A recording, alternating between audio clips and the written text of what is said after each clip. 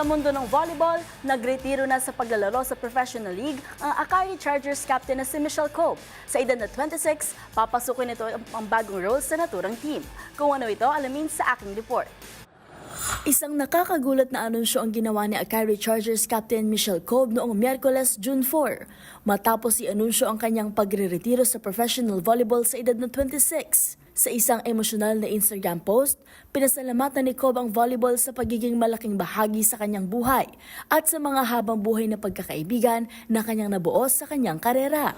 Matapos ang kanyang pagre-retiro, lilipat si Cobe sa isang bagong papel bilang setting coach at assistant team manager ng Akari. Bago maging kapitan sa professional ranks, si Cobe ay naging on-court extension ni legendary coach Ramil De Jesus sa huling 2 kampyonato ng Lasal sa kanilang three-peat mula 2016 hanggang 2018. Nakamit ng Lady Spikers ang bronze sa UAAP Season 81 noong 2019, bago maantala ang karera ni Cobe dahil sa pandemya. Taong 2022, nang siya ay tuluyang pumasok sa pro ranks bilang bahagi ng inaugural roster ng Akari Chargers.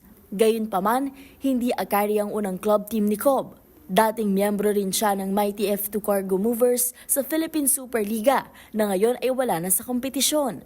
Bilang kapitan ng Akari, naging instrumental si Cobe sa pag-akyat ng team sa kanilang kauna-unahang PVL Finals appearance at silver medal sa 2024 PVL Reinforced Conference, kung saan sila ay tinalo ng Creamline Cool Smashers sa knockout gold medal match. Sa kanyang huling season bilang player, tumulong din si Cobe na makapasok ang Akari sa podium ng All-Filipino Conference 2024 to 2025 matapos magsimula sa ikapitong pwesto at magtapos sa bronze medal position.